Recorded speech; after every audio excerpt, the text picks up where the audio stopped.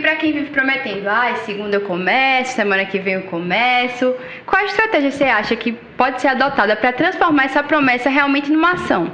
Então, como eu falei no início, tem que utilizar isso como uma prioridade. O exercício físico ele vem como uma prioridade.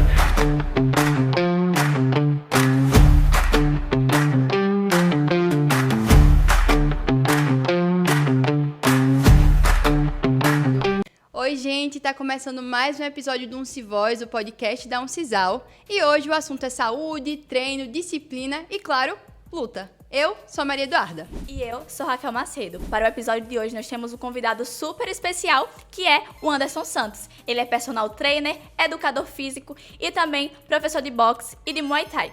E nesse episódio a gente vai deixar bem claro, luta não é sair dando soco por aí.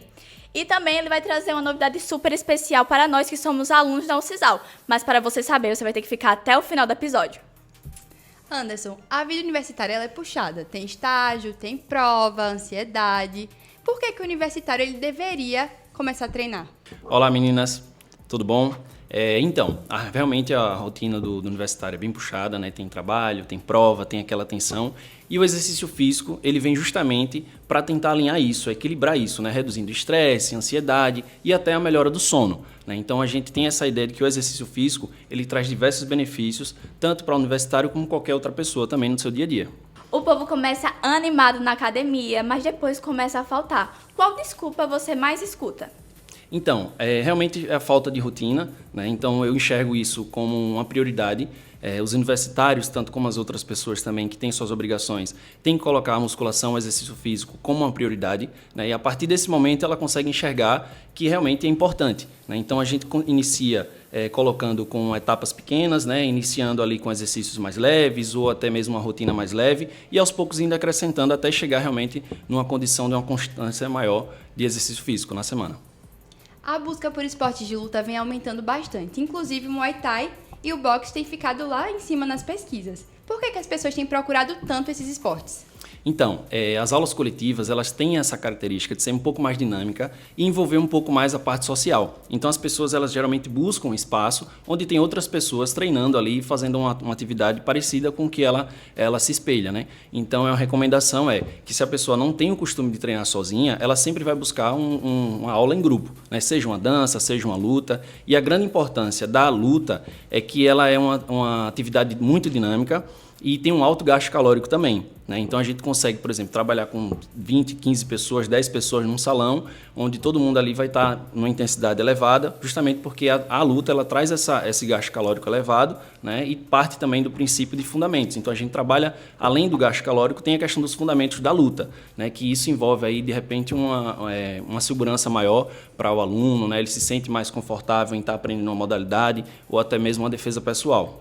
Você falou muito sobre isso do dinamismo, mas a gente queria saber qual conselho você daria para aquela pessoa que é mais tímido, até quer começar a lutar, mas não faz por conta da vergonha. Todo mundo começa do zero, né? E eu acho que assim, as pessoas elas têm que se testar, né? O ambiente da luta é um ambiente acolhedor, é um ambiente onde a gente pode encontrar pessoas ótimas que vão incentivar esse aluno a se colocar ali em grupo, né? No meio social. E é importante a gente entender, né, que existem esse tipo de pessoas que muitas vezes não praticam justamente pela timidez e que realmente a gente aconselha que as pessoas busquem espaços locais, pesquisem, né, bons professores também, que eles possam ajudar essas pessoas. Mas o que eu digo as aulas coletivas em grupo, seja luta ou seja outra modalidade, elas têm essa característica de abraçar, né, de ser um ambiente realmente acolhedor.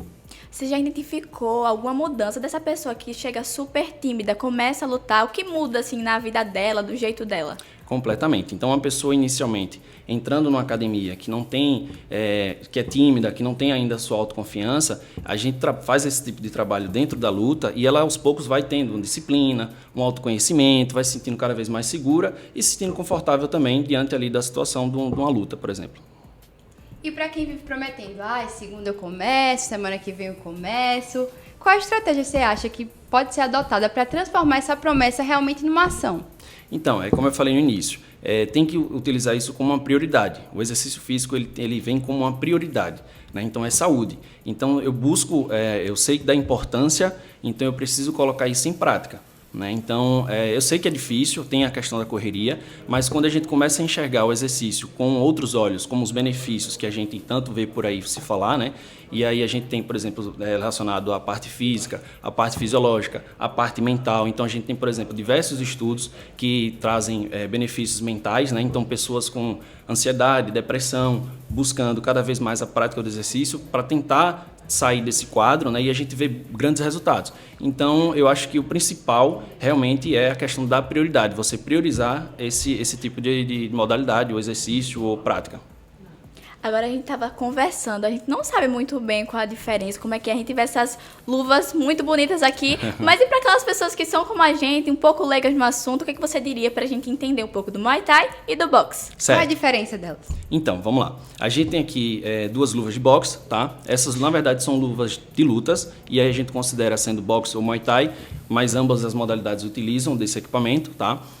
A grande diferença são suas origens. Então, a gente tem, por exemplo, uma luta que na verdade, são duas lutas de strikers, são lutas em pé, né, onde a gente não tem a parte do chão, como outras modalidades, e essas lutas, elas usam as luvas, tá? Essas luvas são para proteger tanto as mãos, quanto o rosto ali do parceiro de treino, do oponente, enfim, do adversário.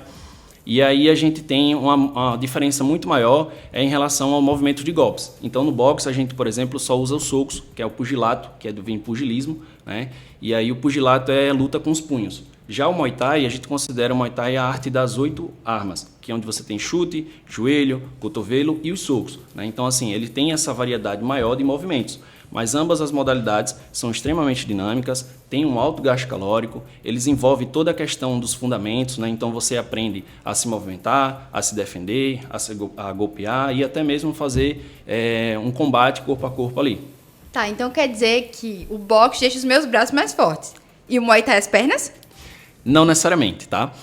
Apesar das duas modalidades terem suas diferenças, a gente classifica tanto o boxe como o Muay Thai como uma luta de extrema dinâmica. Então a gente está sempre se movimentando.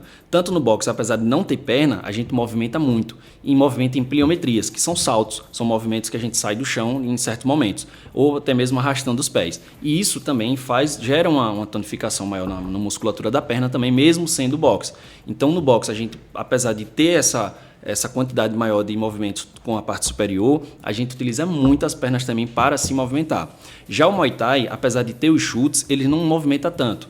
Então acaba que compensando uma coisa pela outra. Eles usam muito a perna, mas eles não movimentam tanto, né? Então eles usam tanto a parte das pernas, joelho, cotovelo, mas não tem essa diferença muito grande, tá? E uma outra coisa também nas modalidades de luta é que a gente tem um chamado efeito EPOC, que acaba se tornando interessante quando as pessoas querem perder peso, emagrecer ou condicionar o corpo, né? Então a gente enxerga, por exemplo, um lutador com um corpo mais definido, pelo fato do efeito EPOC. Esse efeito EPOC, ele é basicamente um efeito pós-exercício. Quando a gente termina a sessão de treino, o nosso organismo passa esse período para tentar entrar novamente em equilíbrio e ele dá continuidade no gasto calórico. Então, por exemplo, diferente da musculação, que a gente faz uma sessão de treino na musculação e vai para casa, esse efeito EPOC ele é curto, né? Porque basicamente você extrai os benefícios da musculação no momento do treino. Na luta, você tem no momento do treino e pós-treino, porque justamente a gente consegue continuar gastando pelo fato da modalidade ser mais intensa. Quando a gente fala intensa, no sentido de ter um intervalado maior. Por quê? Porque a luta você está fazendo um movimento aqui, daqui a pouco você vai para ali, daqui a pouco você salta, daqui a pouco você bate. Então essa variação, essa variedade de movimento, ela ajuda no efeito EPOC, que é o efeito pós-exercício. E aí esse efeito justamente aumenta seu gasto calórico pelo fato de ter essa variação de intensidade, seja na frequência cardíaca, na pressão ali durante o exercício, tá? Qual a importância do exercício físico para o rendimento acadêmico? Então, o exercício físico ele ajuda bastante na vida escolar ou universitário, porque ele traz benefícios, né, como relaxamento, como menos estresse, e aí ele tem todo esse controle. E a gente tem, por exemplo, termos, né, ou nomenclaturas que a gente consegue pesquisar e ver que dá muito resultado. Então, tem muito estudo trabalhando em cima disso, inclusive países como o Japão, por exemplo, tem um que é Raio Taiso, que ele consiste em fazer um treinamento, fazer um exercício leve, moderado, antes de qualquer atividade escolar. Isso faz com que o aluno consiga absorver, né, depois dessa sessão de treino leve, ele consiga absorver um pouco mais de conhecimento, né, porque ele vai estar em um estado um pouco mais em alerta, já vai estar acordado, né, então isso é uma prática comum em grandes países. E assim, a minha dica que eu dou para os universitários se puder começar o dia fazendo algum exercício físico de forma leve, podendo ser uma mobilidade, um exercício leve, ou um salto, alguma coisa que não gere um certo desgaste muito grande, né, ele vai conseguir, ou até antes mesmo da prova, ele consegue ter uma absorção muito maior ali na hora de fazer a prova ou na hora de fazer um estudo. E para aquele universitário que diz que não tem tempo, qual seria o exercício ideal para ele praticar para conciliar junto com as atividades do dia?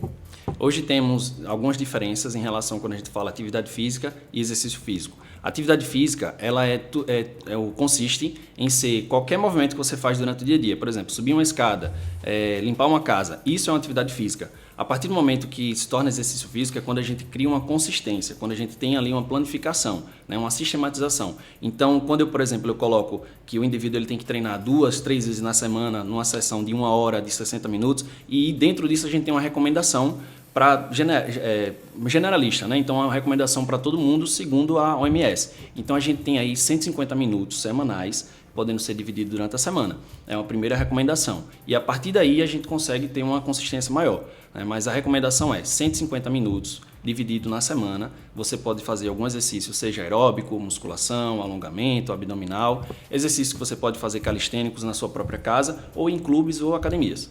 Eu tava dando uma olhada lá no Instagram e vi muitas mulheres postando, fazendo luta. Como você enxerga essa entrada das mulheres no universo da luta? As mulheres realmente estão procurando cada vez mais as lutas, praticar lutas, pelo fato da violência, né, que a gente tem contra as mulheres e essa busca pelas aulas coletivas também. Então foi um conjunto, né? Então tanto a questão da violência, né, as mulheres cada vez mais procurando fazer uma luta para se proteger ali, para ter um autoconhecimento maior, ter uma segurança maior. E é como eu falo, é difícil a diminuição da violência nesse caso, né? A gente tem ali, por exemplo, uma percepção maior da violência. A mulher, quando está inserida num ambiente de luta, ela consegue enxergar melhor uma agressão, porque a gente está dentro de um ambiente que eu posso considerar um termo de causa ali, que é onde ela está em dinâmica, ela está fazendo exercícios em combate, e isso essa mulher, uma vez que ela tem essa experiência, quando ela está ali num ambiente que ela enxerga um certo nível de violência, ela consegue ter uma ação maior, né? Não necessariamente de agressão, mas ela consegue ter uma percepção maior da violência, né? Então ela consegue agir, ela consegue sair, ela consegue identificar ou chamar ou ligar para uma ambulância, uma polícia, alguma coisa do tipo. Duda, depois dessa explicação, a gente tem que começar a fazer aula de luta. Ai, mas muitas pessoas têm enraizado que quem faz luta, principalmente os homens, né, ficam mais agressivos depois.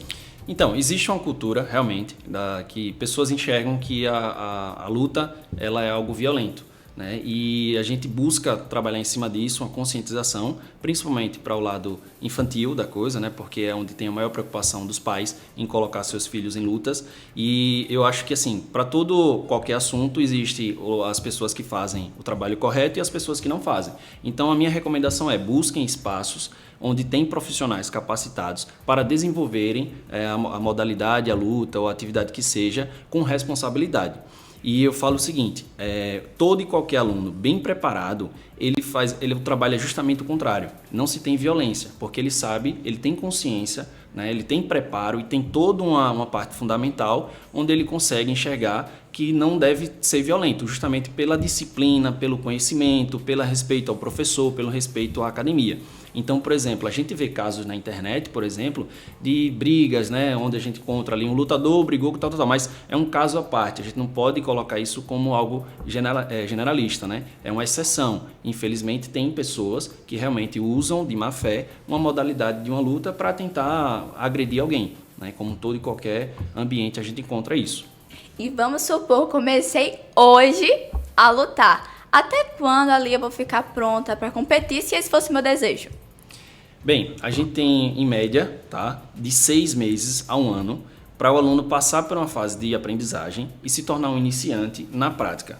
Quando a gente leva para o lado competitivo, a gente precisa trabalhar outros fatores, que são fatores como a parte física, a parte ali do entendimento que ele vai ter para a luta, da parte tática, né? Então, a gente pensa o seguinte, que o aluno, hoje, iniciante, ele está dentro de um prazo de 1 ano. Para se tornar competidor na luta, são pelo menos ali 2 anos, mas isso varia de acordo com a individualidade biológica de alguns, né? Tem pessoas que conseguem absorver um conhecimento mais rápido, tem outras pessoas que demoram um pouco mais, mas na média, uns 2 anos ali para iniciar um campeonato ali, e aí a gente leva em consideração que até 3 lutas ele ainda é um iniciante. A partir de 3 lutas a gente já começa a trabalhar uma parte mais intermediária e acima disso avançado.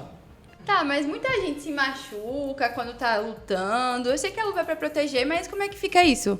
É como eu falei, existe a conscientização para a segurança e tanto da escola, que a gente representa um CT, um local que tenha modalidade de luta, como uma escola, justamente pelo fator pedagógico. Então, dentro desse sistema, a gente tem as normas de segurança. Então, luvas, elas podem, por exemplo, ter uma representação aqui, ó, como volume, que é o tamanho da luva. Então, esse volume ele é representado como os, que é um volume de onças. Essas onças, ela representa o tamanho da luva. Então, quanto maior a luva, maior a proteção. A ideia do treinamento, para diminuir as chances de lesão, de risco, de cortes ou qualquer outro trauma, é justamente voltado para a parte da proteção. Então, por exemplo, o iniciante, quando ele ainda não tem ali um nível de controle de força, ele ainda não está adaptado dentro da modalidade, ele realmente é um perigo. Por quê? Porque ele ainda não tem segurança e ele pode acabar machucando o colega. Então, esse iniciante, ele precisa passar por um processo sozinho ali, individual, com o equipamento, com o professor, até chegar o momento dele conseguir fazer uma atividade leve, moderada com um outro parceiro, tá?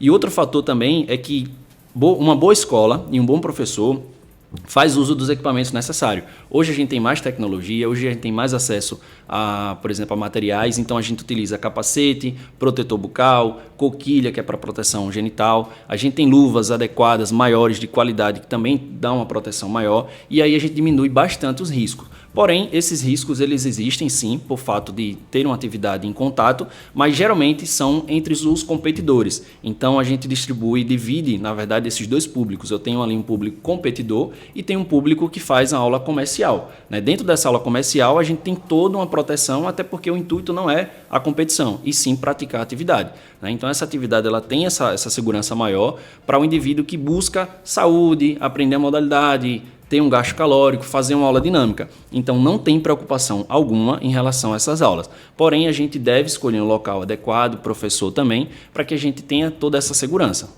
E o que é que as pessoas machucam mais? O nariz, o dente? Bom, no boxe a gente tem, como eu falei, o pugilato, né, a luta com os punhos, então a gente direciona muito cabeça e a região da cintura, né, da parte do abdômen. Então, geralmente as lesões são punho, pelo fato da gente movimentar muito, e regiões no rosto, né? E aí, como eu falo, para diminuir isso, a gente precisa usar capacete, protetor bucal, e isso tem essa diminuição. Já no Muay Thai, que tem os chutes e suas joelhadas, a gente tem uma questão de uma lesão um pouco mais na parte da canela, né? Então, essa região realmente é um pouco mais exigida, né? Tem uma tendência um pouco maior de ser lesionada. Mas o que eu deixo para as pessoas não se preocupe em relação à questão da segurança quando você tem uma escola e um professor que cuida de toda essa parte, né? Então, a minha recomendação busquem pessoas que têm esse conhecimento para que vocês não se lesionem, né? Porque, de fato, a lesão ela não é algo que é saudável, né? Ela tem que ser voltada para a competição, que o intuito é outro. Inclusive, a competição em si, a gente não pode considerar a saúde, né? O competidor ele não é saudável. Por quê? Porque ele treina em extrema intensidade, ele tem pouco descanso, ele tem uma exigência muito maior e ele vive daquilo, né? Então, pessoas comuns, praticantes, não devem se preocupar jamais com essa questão de lesão, tá? Como universitária, quero melhorar o meu rendimento acadêmico. A luta é suficiente para me dar essa qualidade de vida? Dispensa musculação? Deveria fazer os dois? A minha recomendação, e a recomendação de muitos estudiosos, é que deve-se fazer o exercício que você mais tem adaptação. Então, cada pessoa tem uma predisposição. Então, tem pessoas que gostam de correr, tem pessoas que gostam de malhar, tem pessoas que gostam de fazer exercícios em dança, em calistênicos, ginásticos ou até mesmo as lutas. A minha recomendação comece e inicie por algo que você gosta de fazer, seja nadar, seja correr. E aí a ideia é, a gente tem essa coisa de, já que a luta me traz tanto benefício, eu devo não fazer musculação. A musculação, a gente entende que é a mãe de todas as atividades, né? É ela que a gente consegue ter uma manutenção maior de saúde, hipertrofia, né? E aí a gente tem essas recomendações. Para quê? Para que mantenha-se na manutenção saudável ali da musculação, pelo fato de ter hipertrofia muscular, que é algo que vai te trazer benefícios a longo prazo, né? E principalmente na terceira idade. E a luta entrar como algo mais cardiovascular, né? Onde a gente tem mais dinâmica, onde a gente tem um exercício um pouco mais explosivo, intervalado. Então, no fato de pensar sobre muscular, né? Algo mais estético, algo mais voltado para volume, a própria musculação, hipertrofia. Mas quando eu penso em rendimento cardiovascular, eu penso um pouco mais sobre a luta, né? E no caso do universitário, eu acho que é isso. Como falta tempo e tem toda essa correria, possivelmente seria o ideal um exercício que fosse um pouco mais dinâmico, o qual você conseguisse fazer com menor tempo, né? Porque a gente sabe que dentro do salão de musculação a gente tem um tempo médio, então você tem que treinar ali pelo menos 60 minutos. Às vezes o universitário não tem. Na luta você consegue fazer um exercício, um treinamento em 30, 40 minutos. Então dá para se balançar, né? E o ideal é realmente iniciar, tá? O principal é iniciar em seja qualquer das atividades. Mas elas se complementam sim, tanto a musculação quanto a luta, elas podem se unir e ter benefícios diversos aí durante a prática. Agora que todo mundo tá bem esclarecido, tenho certeza que veio uma pintinha de vontade para você começar a lutar, né? Eu também. E chegou aquele momento mais aguardado, que foi aquela novidade que eu falei lá no início. O Anderson, ele preparou um desconto especial para nós que somos alunos da Uncisal, na academia dele. Conte pra gente como vai funcionar e como o pessoal interessado pode entrar em contato. Pensando em incentivar os universitários e a comunidade escolar, pedagógica, temos o desconto da academia, da musculação e também temos desconto nas escolas de luta, né? Então eu, professor Anderson, tenho a academia de luta, que hoje considero a Santos Box Club, onde a gente tem algumas modalidades de luta, tá? Então a gente consegue um desconto para vocês de 20% de desconto, que é um incentivo ao universitário a buscar conhecer, entender como funciona o mundo tanto das lutas como da musculação. Tá, mas esse desconto é só para os alunos? Não, professores, servidores da Uncisal também se estressam, então a gente também incentiva a todo esse público aí que tem a sua rotina estressante, com bastante trabalho semanal. Movimento é saúde, disposição, autoestima e qualidade de vida. Obrigada, Anderson, pela sua participação aqui no Unsivoz. E para vocês que estão acompanhando, fica aí o recado. Às vezes o difícil não é nem treinar, mas começar. Vamos começar agora, Raquel? Bora! Pronto?